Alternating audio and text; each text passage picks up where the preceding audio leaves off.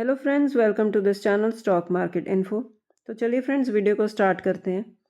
Video में friends AI को लेकर डिस्कस करेंगे। और अगर मैं आपको थोड़ा सा और बता दूं कि एआई को लेकर कौन से ऐसे स्टॉक्स हैं जो इंडियन इकोनॉमी में स्टॉक मार्केट में लिस्टेड हैं, वो डायरेक्टली बेनिफिट ले सकते हैं। जैसे कि फ्रेंड्स हमें पता ही है कि एआई को लेकर डायरेक्टली हमारे जो इकोनॉमी में कोई ऐसी खास डेवलपमेंट नहीं हुई।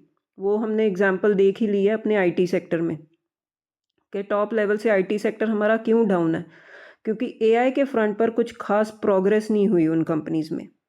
लेकिन फ्रेंड्स हम ऐसा भी मतलब डिनाई नहीं कर सकते फ्रेंड्स कि एआई को लेकर इनडायरेक्टली कोई डेवलपमेंट नहीं हुई।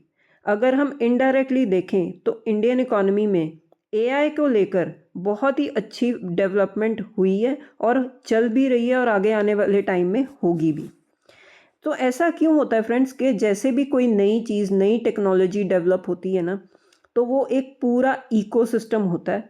और वो पूरा इकोसिस्टम में ना खाली मतलब एक ही आईटी सेक्टर ही नहीं रिप्रेजेंट करेगा एआई को। जैसे कि अगर हम एआई की बात करें तो उसमें अकेला आईटी सेक्टर ही नहीं आता। बहुत सारे फ्रेंड्स छोटे छोटे बिजनेसेस हैं, डिफरेंट बिजनेसेस हैं, अटैच होंगे। और एआई को लेकर जो भी प्रोग्रेस होगा, जो भी बेनिफिट्स होंगे, वो कंपनीज ले सकती हैं। तो ये पूरा इकोसिस्टम जो डेवलप होगा ना एआई को लेकर, वो इकोसिस्टम में कौन सी कंपनीज आती हैं वो हमारी इंडियन इकोनॉमी में है, स्टॉक मार्केट में भी लिस्टेड है, और वो इस जो है इकोसिस्टम का फ़ायदा ले सकती हैं। और इसकी सबसे बड़ी एग्जांपल है फ्रेंड्स डेटा सेंटर। अगर एआई को लेकर डायरेक्टली हमने कोई प्रोग्रेस नहीं की, लेकिन डेटा सेंटर को लेकर फ्रेंड्स तेज़ी से हम प्रोग्रेस कर रहे हैं। इसमें हमने देखा है कि बहुत बड़ी बड़ी कंपनीज हैं, बहुत बड़े बड़े ग्रुप्स हैं जो डेटा सेंटर में आगे आए हैं और उन्होंने जो है इंफ्रास्ट्रक्चर इस पर बिल्ड करना शुरू किया। And not only that friends, हमारी जो गवर्नमेंट भी है वो भी डेटा सेंटर को लेकर जो है इतना प्रोग्रेस कर रही है कि उन्होंने टैक्स शॉप्स अनाउंस किए हैं टिल 2047। कि आप अगर फॉरेन इन्वेस्टर्स को भी ये जो है प्रोविज़न मिला है कि अगर आप यहाँ पर डेटा सेंटर्स इस्टेब्लिश करोगे, इंफ्रास्ट्रक्चर इस्टेब्लिश करोगे, तो आपको टैक्स इंसेंटिव्स दिए जाएंगे, बेनिफिट्स दिए जाएंगे टिल 2047।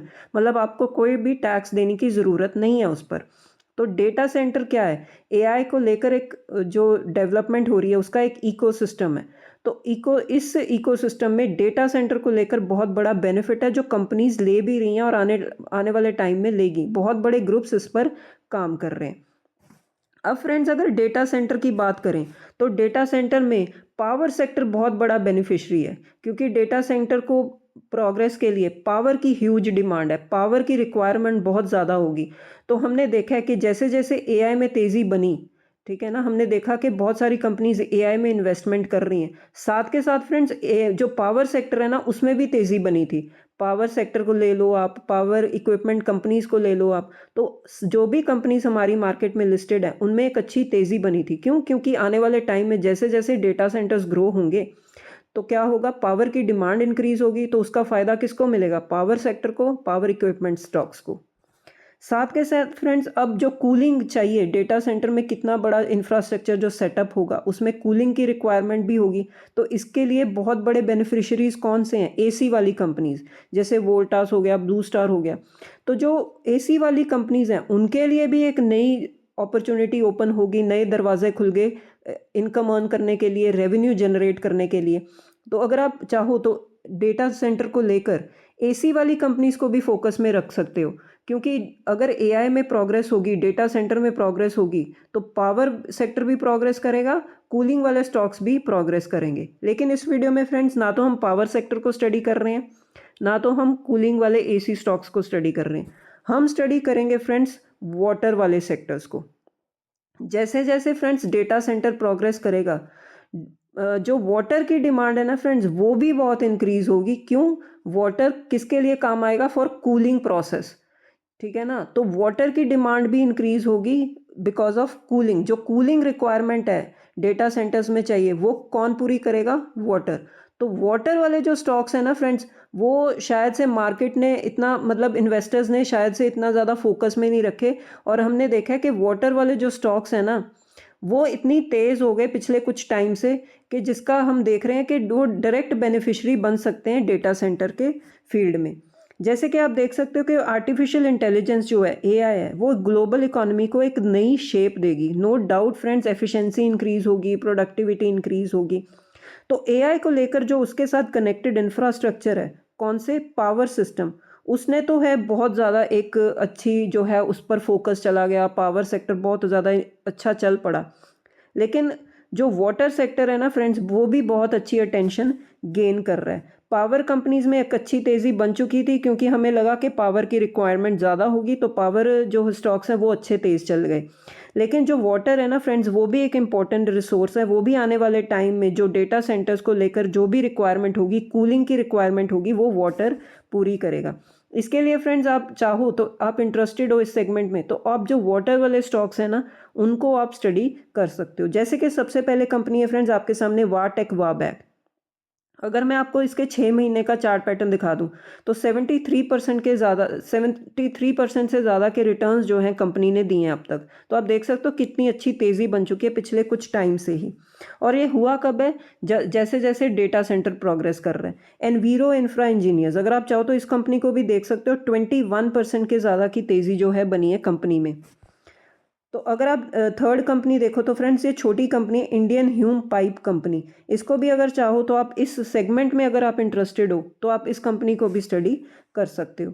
नेक्स्ट है friends Denta water and infra solutions. ये अभी अभी कंपनी फ्रेंड्स लिस्ट हुई है, और पिछले 6 महीने में आप देख सकते हो 11% से ज़्यादा की तेज़ी कंपनी ने शो की है।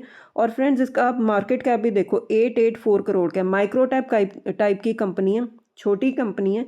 लेकिन अगर आप फ्रेंड्स डेटा सेंटर में इंटरेस्टेड और उसमें उसके साथ कनेक्टेड इंफ्रास्ट्रक्चर को आप जो है अपने वॉच लिस्ट में रखना चाहते हो, तो पावर सेक्टर, एसी सेक्टर के साथ साथ आप वाटर वाले ये स्टॉक्स को भी स्टडी कर सकते हो, क्योंकि इनका भी बहुत बड़ा कंट्रीब्यूशन होगा डेटा सेंटर के प्रोग्रेस में।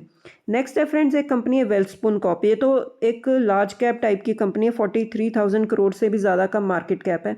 और अगर आप पिछले 6 महीने के इनके रिटर्न्स देखो, तो 126% से ज़्यादा के रिटर्न्स है इस कंपनी ने दिए।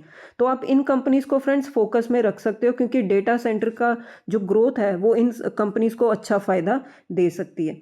और अगर फ्रेंड्स मैं आपको थोड़ा सा और डिटेल बता दूं कि इन कंपनीज़ में तेज़ी इसीलिए भी बनी हुई है फ्रेंड्स, क्योंकि गवर्नमेंट जो है अब इनिशिएटिव ले रही है, किसके लिए? अर्बनाइजेशन के लिए और प्राइवेट इन्वेस्टमेंट्स के लिए। क्योंकि जैसे जैसे अर्बनाइजेशन बढ़ेगी तो वैसे वैसे वाटर की रिक्वायरमेंट भी बढ़ेगी। तो इसका भी फ़ायदा जो है, डायरेक्ट बेनिफिशियरी कौन है? ये कंपनीज़ हैं। जो लॉन्ग टर्म ग्रोथ पोटेंशियल है ना फ्रेंड्स, और जो ग्लोबल सस्टेनेबिलिटी है, जैसे कि हम चाहते हैं कि ग्रोथ हमने अचीव करनी है, अर्बनाइजेशन को इंक्रीज़ करना है, तो ये जो वाटर सेक्टर के स्टॉक्स हैं ना, ये एक अट्रैक्टिव ऑप्शन बन सकते हैं इन्वेस्टर्स के लिए। तो अगर आप चाहो तो बहुत सारे फैक्टर्स हैं जो इन स्टॉक्स को लेकर आप स्टडी कर सकते हो। फर्स्ट है फ्रेंड्स डेटा सेंटर।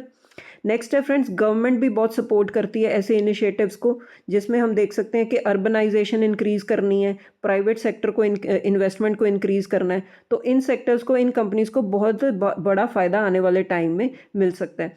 कुछ हमने फ्रेंड्स ये भी देखा था कि एल नीनो का जब इम्पैक्ट आया था, कि जो वाटर कट अनाउंस किया था, उसके बाद भी काफ़ी कंपनीज ने फ्रेंड्स जो वाटर रिजर्वेशन को लेकर जो है कुछ स्टेप्स लेने शुरू किए हैं। तो इसका भी डायरेक्ट बेनिफिशियरी ये वाटर कंपनीज बन सकती हैं, जो इसमें डायरेक्टली काम करती हैं। तो अगर आप चाहो तो इन पॉइंट्स के चलते आप इन कंपनीज को स्टडी कर सकते हो। तो ठीक है फ्रेंड्स, इस वीडियो में इतना ही।